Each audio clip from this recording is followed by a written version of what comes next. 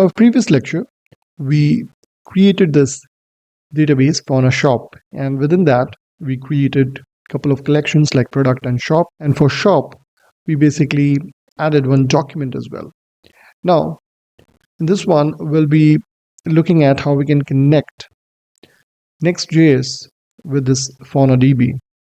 And to do that, here, the first thing that you need is install FaunaDB package. So we'll say npm install FaunaDB.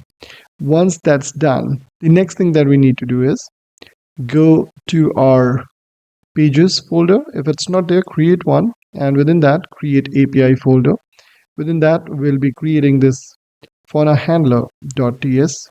And here, you'll see that we are making use of two things: importing Next API request and response from Next, and then importing FaunaDB and query from FaunaDB.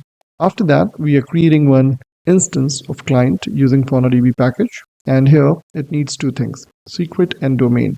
Now, secret you can get by visiting this link over here, the database name, and you see this icon over here, manage keys. Click on that, and here you can go ahead and click on create key, and your key will be created.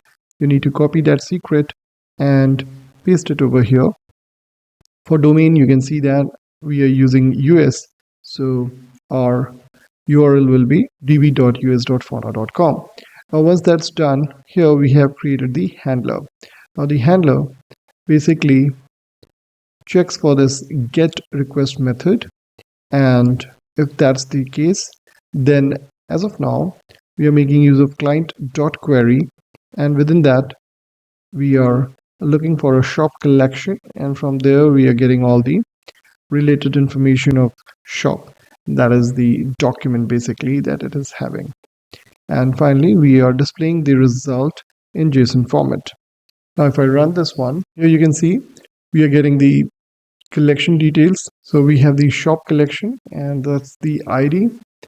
Over here, we have the data for that shop. And if I show you in SQL, if I select this Fauna shop and then go to shop, here we have the document. This is the same information that we are getting over here: clothing shop, description, cover image, products owner ID. That's what we are getting over here as well. So in this one, we saw how to do or establish a connection using FaunaDB package in our Next.js application.